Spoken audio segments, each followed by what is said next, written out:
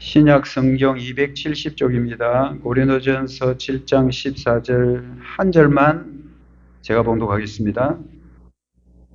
신약 성경 270쪽 고린도전서 7장 14절입니다. 하나님 말씀 들으십시오. 믿지 아니하는 남편이 아내로 말미암아 거룩하게 되고 믿지 아니하는 아내가 남편으로 말미암아 거룩하게 되나니 그렇지 아니하면 너희 자녀도 깨끗하지 못하니라. 그러나 이제 거룩하니라. 아멘. 자, 자녀도 거룩하니라 라는 그런 제목으로 하나님 말씀 전하려고 합니다. 자녀도 거룩하니라입니다. 오늘 본문 주제 보면요, 바울은 고린도 교회 성도들에게 믿는 부모가 헤어지지 않고 경건하게 살면 자녀들도 거룩해진다고 가르칩니다. 바울은 고린도 교회 성도들에게 편지를 쓰면서 믿는 부모 헤어지지 않고 경건하게 잘 살면 자녀들도 거룩해진다라는 내용을 가르치고 있습니다. 설교 주제는 이겁니다. 경건한 성도들에게서 태어나는 자녀들은 언약의 자녀들이다. 경건한 성도들에게 태어나는 자녀들은 언약의 자녀들이다 입니다. 여러분 조금 전에 보았지만 교회에 유아 세례를 베풀었습니다. 제가 이 교회에 오고 유아 세례 이제 두 번째 베풀고요. 또 한 생명은 지금 뱃속에 자라나고 있고요. 그 아이도 우리 교회 처음 올 때 유아 세례 주기로 약속을 해놓고 준비를 하고 있습니다. 여러분 유아 세례, 어른 세례들은 많이 보지만 유아 세례가 요즘은 참 귀합니다.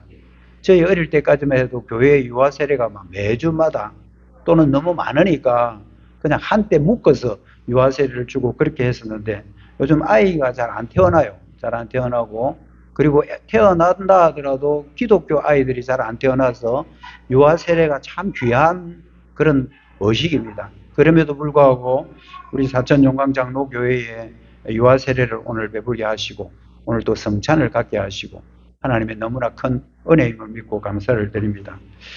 여러분 오늘 유아 세례를 보면서 어떤 느낌을 받았습니까? 혹시 이런 생각하실 수가 있을 겁니다.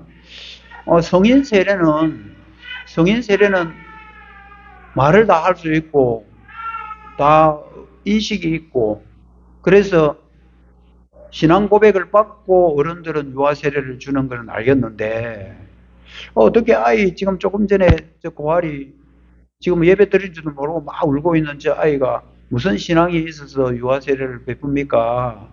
그런 질문 얼마든지 할 수 있죠. 오늘 거기에 대한 말씀을 제가 준비를 했으니까요. 여러분들이 오늘 유아 세례를 받는 그 아이만을 위하는 게 아니라 여러분들이 교회 일원으로서 교회 구성원으로서 유아 세례를 왜 베풀지라는 그런 어떤 의심이나 의혹들을 다 떨쳐버리는 그런 시간 되었으면 좋겠습니다. 여러분 성인 세례와 유아 세례는 많이 다릅니다. 그래서 성인 세례는 뭐 본인이 신앙 고백을 하니까 근데 유아 세례는 고백을 어떻게 하지? 저 아이가 아무것도 모를 텐데 자 거기에 대한 답을 오늘 들으시기 바랍니다. 여러분 유아 세례의 성경적 근거가 되는 게 오늘 7장 14절 말씀이에요. 오늘 본문 읽었던 고린도전서 7장 14절인데 잘 보십시오. 믿지 아니하는 남편이 아내로 말미암아 거룩하게 되고 여러분 교회를 다니다 보면 그 남편은 교회를 다니고 아내는 교회를 안 다니는 경우가 있고요. 오히려 반대로 아내는 교회를 다니는데 남편은 또 교회를 안 다니는 그런 경우가 있죠. 그래서 여자만 혼자 나오기도 하고 남자만 혼자 나오기도 하는데 고린도 교회도 이런 현상이 있었습니다. 믿지 아니하는 남편이 아내로 말미암아 거룩하게 되고 믿지 않은 아내가 남편으로 말미암아 거룩하게 되나니 그렇게 안 되면 너희 자녀도 깨끗이 못할 것이다. 그런데 그렇게 되면 깨끗해진다 이 말씀이죠. 이 말씀은 부모의 신앙이 자녀의 신앙과 밀접한 관계가 있다는 거예요. 여러분 부모가 신앙생활을 잘하고 못하고가 아니라 부모와 부모 사이에 태어난 그 자녀와의 관계가 신앙으로 밀접한 관계가 있다는 것을 보여주는 게 오늘 본문 말씀입니다. 그래서 바울은 고린도 성도들에게 믿지 않는 아내, 믿지 않는 남편과 결혼 생활을 한다고 하더라도 어떻게 하든지 서로 헤어지지 말고 잘 살아라는 거예요. 이들의 선택이 결국은 자녀들의 신앙까지도 밀접한 연관이 있기 때문에 믿지 않는 아내, 믿지 않은 남편과 혹시 살고 그 중에 한 사람만 교회를 다닌다 하더라도 헤어지지 말고 잘 살아라. 헤어지지 말고 잘 살아라. 잘 버텨라. 이 말을 고린도에 있는 성도들에게 편지로 써 보냈습니다. 13절에 보면 어떤 여자에게 믿지 아니하는 남편이 있어 아내와 함께 살기를 좋아하거든 그 남편을 버리지 마라. 여러분 어떤 여자가 믿는 여자인데요. 믿지 않는 남편하고 같이 살아. 그런데 믿지 않은 남편은 그 아내하고 계속 살고 싶어 해. 살고 싶어 하는데 믿는 아내가 당신은 교회를 안 다니까 당신은 내하고 헤어져야 돼. 당신하고 나 같이 못 살겠어. 그렇게 하지 말라는 거예요. 그 안 믿는 남편도 버리지 말라는 겁니다. 왜 그럴까요? 믿지 않는 남편이 믿는 아내로 말미암아 거룩하게 될 수 있기 때문이다 이 말입니다. 안 믿는 남편이 뭐 교회 온다 이렇게 제가 말을 안 합니다. 교회 온다가 아니라 그 안 믿는 남편도 거룩해질 수 있기 때문에 안 믿는 남편이나 안 믿는 아내라고 해서 배척하지 말고 나는 당신과 못 살겠어 하지 말라는 거예요. 살아라는 겁니다. 여기서 말하는 거룩하다라는 말은 우리가 오해하면 안 됩니다. 우리가 윤리적으로나 도덕적으로 아무런 흠이 없는 그런 완벽한 인간이 될 거야. 천만의 말씀. 그렇게 완벽한 인간이 될 사람은 이 땅에 아무도 없습니다. 이 말은 뭐냐 하면 그럼에도 불구하고 안 믿는 남편이나 안 믿는 아내가 구원받을 가능성이 있다. 구원받을 가능성이 열려 있다라는 것을 열린 마음으로 믿고 헤어지지 말라라고 그렇게 가르치는 것입니다. 여러분 안 믿는 남편이 구원받을 가능성이 있고 안 믿는 아내가 구원받을 가능성이 있는데 인간 스스로가 당신은 교회 안 다니고 당신은 안 믿는 사람이니까 당신하고 헤어져. 나 끝이야. 나 당신하고 못 살겠으라고 하지 마라. 왜? 거룩하지 못한 자가 거룩하게 되기 때문이다 라고 바울은 그렇게 말합니다. 여러분 믿는 아내가 믿지 않는 남편을 버리지 않고 받아들이면 믿지 않는 남편이 거룩해진다. 그리고 그 사이에 태어난 아이들이 있을 거 아니에요. 아이들이 있을 거예요. 그럼 여러 가정들이 있을 겁니다. 안 믿는 남편, 안 믿는 아내가 같이 이렇게 살고 있는데 그 사이에 자녀가 태어나잖아요. 그 자녀가 태어나면 그 자녀들 가운데도 교회를 가는 자녀가 있을 거고 교회를 안 가는 자녀도 있을 겁니다. 요즘은 희한하게도 아버지 어머니는 교회를 잘 다니시는데 자녀들이 아예 안 나오는 그런 자녀들도 있고요. 아버지 어머니가 목사 장로인데도 아예 뭐 자녀들은 교회를 안 다니는 또 자녀들도 있어요. 여러분 이런 것들을 보면 참 희한하다. 우린 그런 생각을 하지 않을 수가 없죠. 그럼에도 불구하고 바울의 권면은 뭐냐 하면 안 믿는다고 해서 그 사람들을 미워하거나 배척하지 말고 배우자를 버리지 말고 어떻게 하든지 잘 버티며 살아가라. 왜? 언젠가는 하나님께서 그들을 거룩하게 할 거고 그 부모가 거룩해지면 그 자녀들도 거룩해질 것이기 때문에 그렇다라고 그렇게 말합니다. 여러분 왜 바울이 이런 편지를 고린도 교회에 썼느냐 하면요. 이게 중요한데 고린도 교회 성도들이 믿지 않는 배우자와 함께 살면 믿는 자가 더 더러워진다고 생각한 사고가 교회 안에 들어왔기 때문이에요. 복음이 순수하게 들어왔을 때는 그런 문제가 없었는데 복음 외에 어떤 게 들어왔냐면 영지주의라는 게 들어왔습니다. 1세기의 가장 문제는 영지주의거든요. 그 영지주의자는 뭘 말하느냐면 육과 영을 아예 구분을 해버립니다. 그래서 육체는 더러운 거. 육체는 더러운 거니까 어차피 육체는 구원 못 받는 거니까 육체는 마음대로 놀리도 된다는 거예요. 마음대로, 육체는 마음대로 해라. 너 영혼만 깨끗하면 된다라고 가르치는 게 영지주의거든요. 그 영지주의의 영향을 받은 사람들의 그 이원론 때문에 만약에 믿지 않는 배우자하고 같이 살면 믿는 자도 더러워진다는 거예요. 굉장히 부정적으로 보는 겁니다. 깨끗했던 사람이 안 믿는 사람 만나게 되면 그 사람은 더러워진다. 그러니까 더러운 사람과 한 집에 살면 안 된다고 딱 분리를 시켜버리는 이원화 시켜버리는 게 영지주의의 특징이거든요. 그런 영지주의 사상이 고린도 교회에 들어오기 시작하면서부터 고린도 교회가 자꾸 안 믿는 남편, 안 믿는 아내에 대해서 자꾸 배척하려고 하는 분위기가 교회 안에 서서히 번지는 거예요. 그러니까 바울이 이걸 굉장히 위기로 직감을 하고 성령의 인도에 따라 편지를 쓰면서 너희들 그 거꾸로 생각하고 있다. 안 믿는 배우자가 설사 같이 산다 하더라도 그 사람들 배척하지 말고 어떻게 하든지 품어라. 품고 함께 살아라. 그렇게 하면 그 안 믿는 배우자도 언젠가는 거룩하게 될 거고, 그보다 더 중요한 것은 그 사이에 태어난 아이들이다 라고 그렇게 말합니다. 여러분 14절 하반절에 보면 그러나 이제 거룩하니라 라고 그렇게 되어 있고요. 자녀들까지도 거룩해진다 이 말입니다. 그 전에 자녀 이야기가 나와 있잖아요. 근데 이제 거룩해진다 이 말은 이제 자녀도 거룩해질 거다라고 그렇게 말하고 있습니다. 여러분 이게 바로 유아 세례가 왜 중요한가? 성경적 근거가 바로 고린도전서 7장 14절이에요. 여러분 여기서 자녀들이 거룩해진다는 것은요. 그 자녀들의 아까도 말했지만 도덕적으로 인격적으로 그 자녀가 막 태어나서 얼마 안 돼가지고 막 애가 벌써 막 욕도 안 하고 막 그렇게 자란다는 것을 말하는 게 아닙니다. 그거는 자꾸 우리 인간의 사고에서 생각하는 건데요. 여기서 자녀들이 거룩해진다는 것은 철저하게 언약에 근거하고 있다. 이게 오늘 말씀의 핵심입니다. 여러분 우리 밑에 태어나는 자녀들이 우리가 아무리 착하게 바르게 산다 하더라도 자녀들도 안 착할 수 있고요. 또 거꾸로 부모들은 개차반을 살아. 근데 자녀들은 의외로 또 거룩하게 잘 자라나는 자녀들이 있을 수도 있다는 겁니다. 여러분 이게 뭐냐면 사람이 하는 게 아니라는 겁니다. 하나님의 언약 안에서 그게 가능하다. 철저하게 언약에 근거를 두고 있는 것이 유아 세례라는 것을 여러분들이 믿으셔야 합니다. 본질상 거룩하지 못한 자녀들이 하나님의 은혜로 거룩해져 간다. 바울은 아브라함의 모든 자손이 거룩하다고 주장하고 있죠. 왜냐하면 하나님께서 그와 더불어 언약을 맺었기 때문에 아브라함과 하나님 사이에 언약을 맺었기 때문에 그 후손들은 거룩해진다. 저와 여러분들 사실은 아브라함의 후손들이에요. 우리의 핏줄이 우리 피가 유대인이나 히브리인이라는 말이 아니라 영적으로 볼 때 말이에요.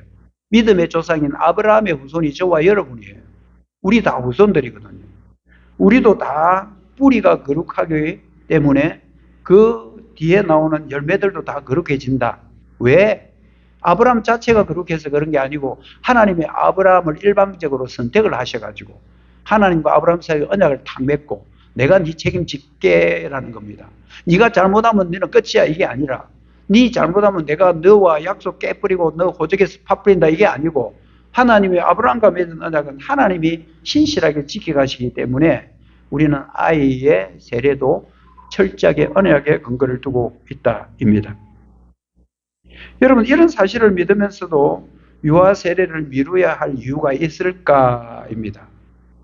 의외로 이런 분들이 참 많아요. 아버지가 어머니하고 같이 사는데 어머니는 교회를 다녀. 근데 아버지가 교회를 안 다녀.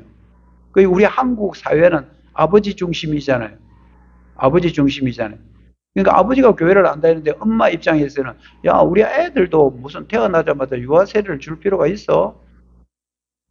부모가 먼저 그 생각을 한다는 거예요. 우리 남편도 교회를 안 다니는데 그 사이에 태어난 애기 나는 참 우리 애기 태어날 때 처음에 교회 가서 참 교인들 앞에서 하나님 앞에서 정인들 앞에서 유아 세례 바치고 싶지만 아빠가 교회를 안 다니는데 내가 어떻게 그렇게 해? 그런 생각을 하는 그리스도인들이 의외로 많습니다. 그러다가 유아 세례 타이밍을 그냥 놓쳐버려요. 유아 세례 타이밍이 있거든요. 2세 이하, 2세 미만으로 해야 되는데 넘어가 버릴 때가 많아요. 그럼 유아 세례를 못 주니까 결국 어떻게 돼요? 자기 어머니는 교회를 잘 다니고 아버지는 교회를 안 다니는데 그 아가 나중에 어떻게 되냐면요. 세례가 언제 받았는지 유아 세례를 안 받아 놓으니까 때를 전부 다 놓쳐버리는 거야. 그러면 만 15세가 되면 입교 문단만 하면 되거든요. 유아 세례를 받으면. 근데 유아 세례를 못 받아 놓으니까 어떻게 해요? 15세 때부터 다른 처음 나오는 친구들하고 앉아가지고 학습 공부하고 또 6개월 지나고 또 세례 공부하고 그래 세례를 받게 된단 말이에요. 유아 세례는 입교만 하면 되지만 유아 세례를 못 받게 되면 세례 전체를 다 받아야 되는 이런 게 있음에도 불구하고 그냥 아버지가 교회 안 다니는데 우리 아이를 어떻게 유아세를 받죠 하면서 자꾸 마음이 부담이 되는 거예요. 그럴 때 그냥 남편을 어떻게 하든지 설득을 하든지 해가지고 당신이 교회 안 다니도 내가 하나님을 믿고 교회를 다니잖아. 그러니까 우리 사이에 태어난 아이 유아세를 받도록 당신이 허락을 좀 해줘야 돼. 해서 유아세를 받는 게 옳은데 그걸 못하는 거예요. 여기 그것은 어떤 생각을 우리가 해야 되냐면요. 구약 시대에 아브라함의 자손들이 태어나자마자 8일째 되는 때 뭐 했습니까? 할례를 바쳤습니다. 8일째. 태어난 지 8일째 되면 할례를 받는 거예요. 여러분 이걸 뭘 의미하느냐 하면요. 아브라함 후손으로 태어나는 사람은 전부 다 하나님의 언약의 자녀다라는 것을 인쳐버리는 거예요. 여러분 구약의 그 할례라는 것이 오늘날 신약의 하나의 모티브거든요. 그 구약에 봐라. 언약의 자녀들이 그 뒤에 뭐 아이가 어떻든 태어난 지 얼마 되지 않아 가지고 다 전부 다 할례를 받았는데 언약의 자녀라는 내적 증거가 외적 증거로 나타나는 게 할례인데 마치 내가 하나님의 백성이 된 것이 도장 찍듯이 탁 찍는 것이 할례인데 왜 하나님이 택한 그 일을 사람이 막느냐 이겁니다. 하나님께서는 복음과 말씀과 약속을 통해서 신자의 자녀들을 이미 하나님의 거룩한 백성, 구성원으로 삼기로 하나님이 인정을 해 놓으셨는데 이게 여러분들 예정론이라는 거잖아요. 하나님이 택한 백성들은 하나님의 자녀라는 겁니다. 하나님이 이미 그들을 자기 백성으로 만들어 놓으셨는데도 인간은 감히 눈에 보이는 표징, 그 세례를 거부하는 권리가 있을까? 우리가 인간이 그만큼 위대한가? 이 부분들을 저와 여러분은 생각해야 됩니다. 이것은 두말할 것도 없이 논쟁할 것도 없이 하나님께서 그의 백성에게 선하고 관대하셔서 하나님이 호의를 베풀고 그 특권을 주기로 하나님이 이미 정해놨는데 인간 스스로가 내가 안 하겠습니다라는 거야. 여러분 이게 가능합니까? 물론 우리가 무지한 인간들은 그 사실을 모르기 때문에 그럴 수도 있지만 우리가 적어도 교회를 다니면서 한 아버지 또는 한 어머니, 아버지가 교회 안 다니든 어머니가 교회 안 다니든 한 분만 교회를 다니면 유아 세례를 줄 수 있도록 법적으로 딱 보장이 되어 있거든요. 그러니까 그 한 사람이 막 싸우고 이기고 하는 게 싫어서 나는 안 할래 하고 그렇게 포기하는 경우들이 너무 많아가지고 유아세례 대상이 됨에도 불구하고 이미 그냥 세월이 흘러가 버리는 그런 경우들이 제가 목회하면서 교회 안에 엄청나게 많이 봤단 말입니다. 여러분들은 그런 생각들을 버리셔야 됩니다. 남편이 안 믿든 아내가 안 믿든 한 사람만 믿고 그리고 내가 하나님의 언약의 자녀가 되었고 내 핏줄로 태어난 자녀가 하나님의 언약 가운데 자녀가 됐다는 것을 믿는다면 여러분들은 아무런 끄리낌이 없이 교회에 요청을 할 수 있고 교회에 여러분이 신실한 신앙 고백을 받고 그리고 그에게 유아 세례를 줄 수 있도록 다 되어 있다라는 거. 이게 여러분들 구약의 아브라함의 후손들이 태어나자마자 바로 할례를 받은 것에 대해서 같이 생각하시면 됩니다. 여러분 이것을 좀 더 구체적으로 말씀을 드리면요. 언약의 자녀라는 것은 예배 지침에 분명하게 표시가 되어 있습니다. 여러분 예배 지침 21조에 보면 유아 세례를 다루고 있는데요. 여러분 그 헌법이 율법이 좀 어려워. 그래서 그걸 뭐 어떻게 만드느냐면 헌법을 또다시 해설해 놓은 책이 있어요. 그걸 헌법 해설집이라고 그러는데 여러분 헌법 해설집 41문에 보면 믿음이 있는지 확인할 수 없는 유아에게 세례를 베풀 수 있습니까? 우리가 할 수 있는 질문 또 여기 하고 있는 겁니다. 믿음이 있는지 없는지 아이가 뭘 알아요? 아무것도 모르는 아이 그 믿음을 확인할 수도 없는데 유아에게 세례를 베풀 수 있습니까? 라고 질문을 해요. 여러분 그 답을 한번 들어보실래요?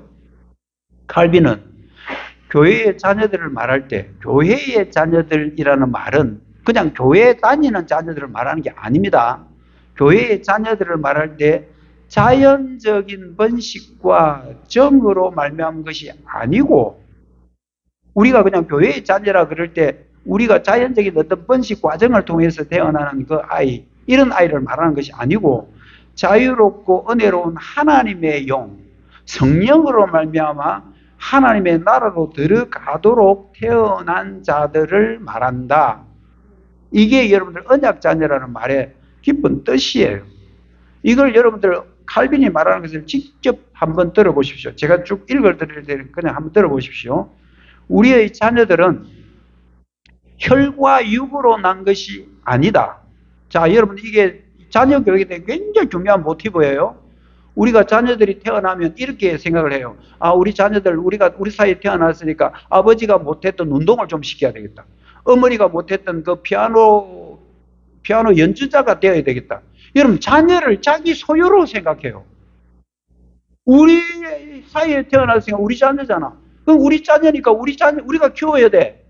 여러분, 이 생각 오늘부터 완전히 여러분 버리셔야 됩니다. 완전히 버리셔야 됩니다. 우리의 자녀들은 혈과 육으로 난 것이 아니다. 혈과 육이 뭡니까? 그냥 우리가 생리학적으로 태어나고 남자와 여자가 만나서 결혼하고 성관계를 가지고 그 뭐 정자와 남자가 만나서 태어난 생명체들이잖아요. 그런 게 아니다라는 거예요. 여러분, 우리의 교회의 자녀, 언약의 자녀는 이렇게 해석해야 됩니다. 믿음과 성령으로 난 자들이다. 아멘. 우리 자녀들은 혈과 육으로 태어난 게 아닙니다. 황선일과 민정이 사이에 태어났으니까 황순옥이 우리 아들이고 황주영, 황주원이 우리 딸이다. 우리 딸 맞죠? 우리 아들 맞고요. 근데 우리는 생각을 완전히 벗어버려야 됩니다. 그건 그냥 우리의 혈과 육으로 태어난 우리의 자녀, 내 소유가 아니고 믿음과 성령으로 태어났다. 왜? 하나님께서 그 자녀들을 하나님의 자녀로 삼으시기로 하나님이 결정했기 때문에. 우리가 결정한 게 아니고 하나님이 결정했기 때문에. 믿음과 성령으로 난 자들입니다. 그러므로 육체로만으로는 그리스도와 연합을 이룰 수는 없고 우리가 그리스도의 몸에 영적으로 접목하기 위해서 믿음이 필요합니다. 누가 하는 말이에요? 칼빈. 칼빈은 여러분들 우리 기독교의 핵심적인 인물이잖아요. 신은 아니고 인간입니다만은 정말 성경을 너무너무 잘 해석해 놓은 특별한 하나님의 은혜를 받은 사람이에요. 칼빈이 또 이렇게 말합니다. 한번 들어보십시오. 새로운 자손이 매일 사람들 가운데서 태어나고 이로 인하여 인류가 번식하듯이 지금도 애가 태어나고 세상이 계속 번식되듯이 하나님과 교회의 자녀들은 혈과 육으로 태어나는 것이 아니고 하나님의 엄밀한 능력 가운데 믿음과 성령으로 지금도 계속 태어나고 있습니다. 여러분, 그래서 여러분들이 안 믿는 사람들한테 하는 게 아니고 믿는 사람들한테 하는 말은 믿는 사람들은 자녀를 많이 낳아라 하는 거예요. 여러분, 우리 전도한 사람 하기 힘들어요. 안 믿는 사람 교회 한번 이리 데려오기가 쉽지 않아요. 그런데 아기를 여러분 만약에 10명 낳잖아요. 10명. 엄마 아빠가 교회를 잘 다녀. 믿음이 다 있어. 그 자녀가 10명 태어나면 자동으로 10명 전도해요. 맞지 않습니까? 아니에요. 그거 두말할 것도 없습니다. 그거는 그냥 자동으로 그거는 하나님의 자녀인 거예요. 그러니까 얼마나 전도를 많이 하는 겁니까? 그래서 애들 많이 낳아라, 애들 많이 낳아라. 그래서 우리 아들은 애를 3명이나 낳았는지 모르겠지만 어쨌든 여러분, 우리가 태어나는 것은 혈과 육이 태어난다고 생각하면 안 된다 이거예요. 우리의 자녀라고 생각해서도 안 된단 말입니다. 여러분들은 내 자녀가 하나님의 자녀라는, 하나님의 언약의 자녀라는 그 믿음 확실히 갖고 있어야 됩니다. 그래야 내 마음대로 안 된다고 자녀들 때문에 마음 상하고 할 게 없는 거예요. 여러분, 내 뜻대로 안 되면 막 자식들한테 짜증내고 그러잖아요. 저도 옛날에 이제 많이 그랬는데, 이제 나이가 드니까, 그것도 참 하나님 잘못됐다고 회개를 많이 하는 편인데, 어릴 때는 막 애를 막 내 생각대로 키우려고, 바르게 키우려고 막, 이렇게 해봤는데, 그게 아니더라는 게, 아니더라는 거예요. 여러분, 마지막으로 한 번만 더 들어보시죠. 그러므로 우리는 이 약속이 육체를 따라 그의 자손이 된 아브라함의 모든 자녀들에게 공통되는 것이 아니라 오직 선택받은 자들에게만 공유된다는 것을 압니다. 그래서 우리는 그리스도인들의 자녀들을 은총의 언약 아래에 있는 자들로 간주하고 그들의 경우에는 자녀가 자연의 저주가 제거된 것으로 생각합니다. 세례의 표징은 그들에게 부여해주는 좋은 조건입니다. 라고 바울은 결론을 맺습니다. 이 말은 한마디로 말하면 여러분의 자녀들을 혈과 육으로 태어난 자녀가 아니고 여러분의 자녀는 성령과 믿음으로 태어난 자녀들이다. 여러분, 이러면 좀 자유롭지 않습니까? 우리 자녀들, 내가 그렇게 크게 책임 안 져도 되는 거네. 하나님이 만세절에 택해서 하나님의 자녀 삼아 놨으니까 하나님이 책임지는 거 맞네. 야, 엄청 자유롭습니다. 우리 부모들은 그렇게 되면. 그런 믿음이 우리에게 있어야 되죠. 구약의 언약의 표로 할례를 받았습니다. 언약의 백성들은 아들이 태어난 지 8일 만에 다 할례를 받죠. 여러분, 이 말씀은 백성뿐만 아니라 그런 어린 자녀들에게도 하나님의 자녀라는 것을 인식시켜 주는 겁니다. 이 사실을 모르는 사람들은요, 이런 말 하는 거예요. 애들은 가라, 이러는 거예요. 애들은 가라. 우리 어른들 노는데 애들 가라. 애들은 가라. 그럼 애들은 왜 가야 돼요? 애들 막 쫓아내니까 예수님이 제자들 보고 막 뭐라 하잖아요. 그 애들 왜 쫓아내냐? 너희들 애들만큼 안 되면 너희들 천국 못 가라고 말하면서 아주 파격적인 말씀을 하시죠. 여러분, 우리 교회가 지금 우리는 공통 예배를 드리고 있어요. 공통 예배. 같이 드리는 예배예요. 그러면 애라고 모를 게 아닙니다. 애라고 모를 게 아니에요. 애도 알아요. 그 안에는 뭐가? 성령으로 태어난 아이들이기 때문에. 우리가 모른다고 생각할 뿐이지 그 애들도 하나님의 영이 계속 인도해 가고 있다는 것을 여러분들은 알아야 됩니다. 사도행전 2장 39절에 보면 이 약속은 너희와 너희 자녀와 모든 먼데 사람 곧 주 우리 하나님이 얼마든지 부르시는 자들에게 하신 것이다. 이 약속은 너희와 너희 자녀와 모든 먼데 사람, 너뿐만 아니고 너희 자녀들까지도, 그리고 저 이방에 있는 사람들까지도 얼마든지 부르시기로 약속한 그 말씀이다 라고 말합니다. 여러분, 신약에 와서는 구약의 할례가 세례로 대체가 되는 게 아니고, 그것은 구약의 할례는 신약의 세례로 성취되는 거예요. 그 말 이해를 잘 하십시오. 구약의 할례가 신약에 대체되는 게 아니고, 대체가 아니에요. 대체가 아니고 오히려 구약이 더 명확하게 점진되지는 거예요. 점진되고 더 선명하고 분명해지는 게 세례예요. 구약의 할례가 세례다, 이게 아니라 이 말이에요.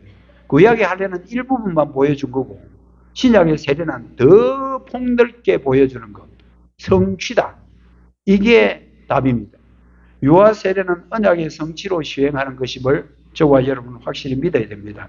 신약 성경에 가만히 보면 그 집안이 구원받을 때 딱딱 들어가는 말이 하나 꼭 있어요.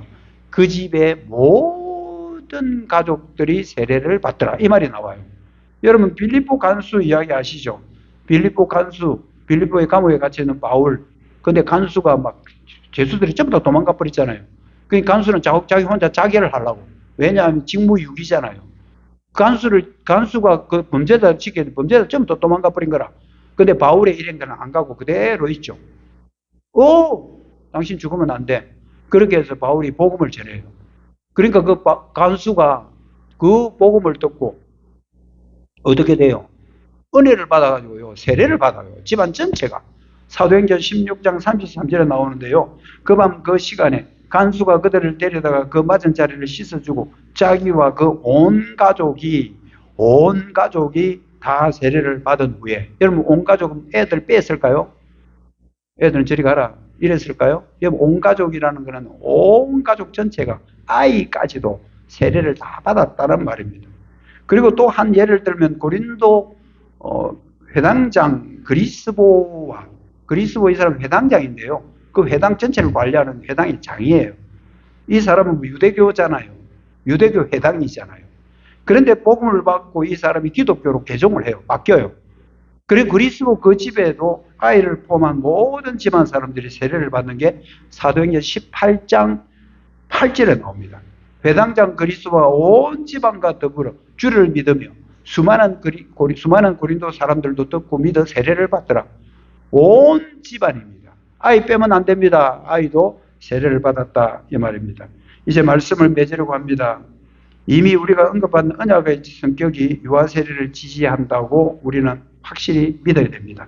우리는 언약의 속성상 유아 세례는 성경적이다라는 사실을 확실히 믿어야 됩니다.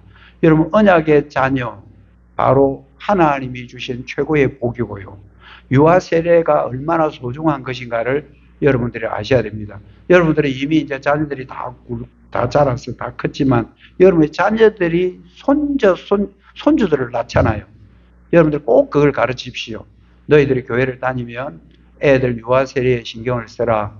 태어난 지 2년 미만에 빨리 세례를 받도록 해라.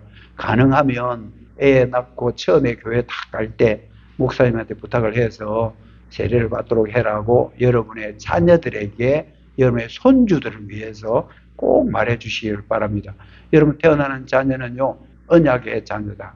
그것은 우리의 믿음과 우리의 생활과 연관되는 게 아니고 하나님과 맺은 언약과 밀접한 관계가 있다는 거 꼭 기억하셔서 유아 세례가 얼마나 언약적 축복인지 우리 모든 성도들이 다 깨닫는 시간 되시기를 주님의 이름으로 축복합니다. 자, 우리 이 시간 찬송가 부르겠습니다. 494장 1절 부르겠습니다.